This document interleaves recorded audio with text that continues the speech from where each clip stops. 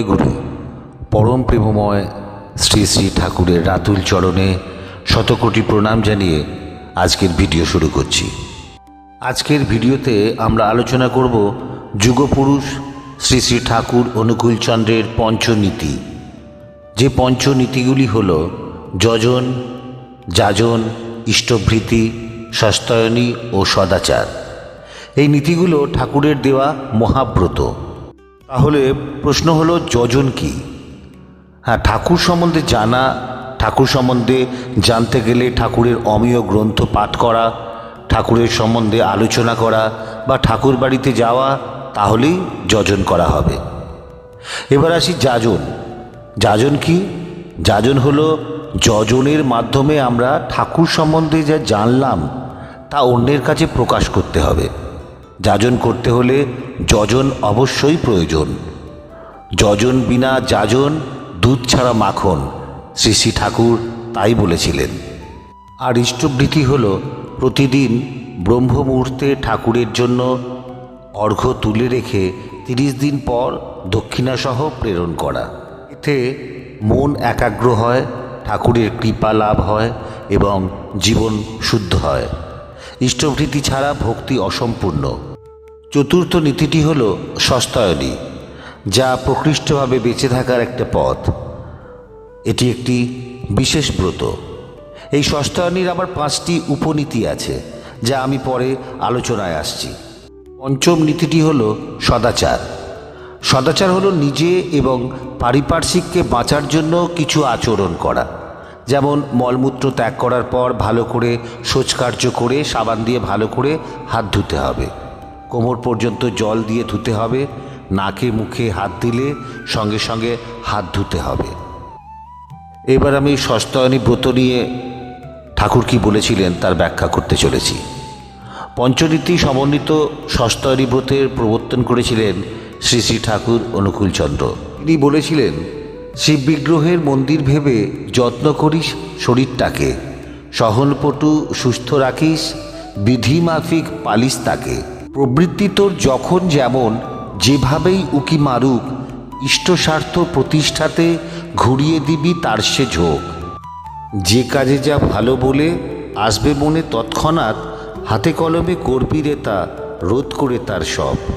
পাড়াপড়শির বাঁচা বাড়ায় রাখিস রে তুই স্বার্থ টান, তাদের ভালোয় চেতিয়ে তুলিস ইষ্টানুগ করে প্রাণ। নিজের সেবার আগেই রোজি শক্তিমতো যেমন পারিস, ইষ্ট অর্ঘ্য ভক্তি ভরে সূচিতে নিবেদন করিস।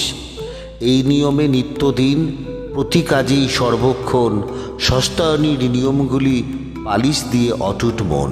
30টি দিন পুড়ে গেলে মাসিক অর্ঘ্য সদক্ষিণায় ইষ্টভোজ্য পাঠিয়ে বাকি মজুত রাখবি বর্ধনায়। চিরজীবন এমনি করে ইষ্টস্থানে হয় নিরত, তাকেই বলে সস্তায়নী সবার সেরা মহান ব্রত। শ্রী শ্রী ঠাকুরের এই সকল বাণী থেকে একটা জিনিস স্পষ্ট হলো যে জড় পদার্থে নির্মিত মন্দিরের পরিবর্তে নিজ নিজ দেহটাকেই শ্রী বিগ্রহ মন্দির জ্ঞানে পবিত্রতার সাথে রক্ষা করতে হবে। যেহেতু এই দেহের মধ্যেই পরমাত্মার আবাস। ভোগ, দুর্ভোগ, উপভোগ, মুক্তি, পরামুক্তি, পরাগতি সব কিছুই এই দেহের মধ্যেই। যা নাই ব্রহ্মাণ্ডে তা আছে এই দেহভাণ্ডে। আমাদের আর্য শাস্ত্রাদিতেও এ কথার উল্লেখ রয়েছে। শ্রী শ্রী ঠাকুর জীবাত্মার মধ্যে সুপ্ত পরমাত্মাকে জাগাতে বলেছেন নামের মাধ্যমে। আমাদের 5টি কর্মেন্দ্রিয়, 5টি জ্ঞানেন্দ্রিয়, মন, বিবেক, জীবাত্মা, পরমাত্মাদির সমন্বয়ে সৃষ্টি এই দেহ মন্দিরকে পবিত্র রাখার, সুস্থ রাখার ভাগবত বিধির পালন পদ্ধতি সহজভাবে বিধায়িত করেছেন শ্রী শ্রী ঠাকুর ব্রতের মাধ্যমে। তিনি কোনোদিন ভুলেও তার নামে মন্দির নির্মাণের কথা বলেননি। বলেছিলেন ঘরে ঘরে গার্হস্থ্যাশ্রমের প্রতিষ্ঠার কথা। গার্হস্থ্যাশ্রমের সম্মিলিত রূপ হবে অধিবেশন কেন্দ্র, যা সৎসঙ্গ চায় মানুষ বাণীতে স্পষ্ট করে দিয়েছেন।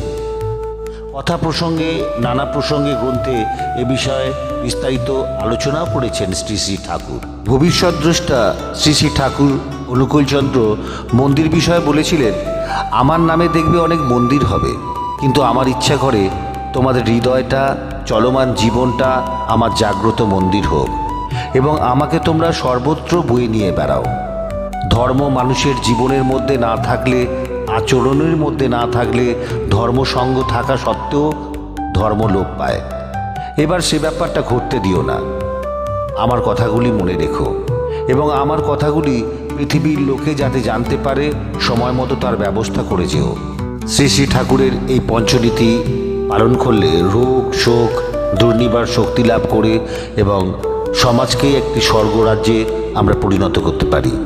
এগুলো শুধু নিয়ম নয়, জীবনের স্বাভাবিক পথ, যা ব্যক্তিকে ঈশ্বরের যন্ত্র করে তোলে এবং সকলের বাঁচা বাড়ায় সাহায্য করে। আজ থেকেই যজন যাজন শুরু করুন, ইষ্টভৃতি করুন, সস্তায়নীয় সদাচার পালন করুন। ঠাকুরের কৃপায় নিশ্চয়ই জয়ী হবেন। ভিডিওটি ভালো লাগলে লাইক, শেয়ার এবং সাবস্ক্রাইব করবেন। ঠাকুরের কৃপায় সকলেই সুস্থ থাকবেন, ভালো থাকবেন এবং পাশে থাকবেন। জয় গুরু।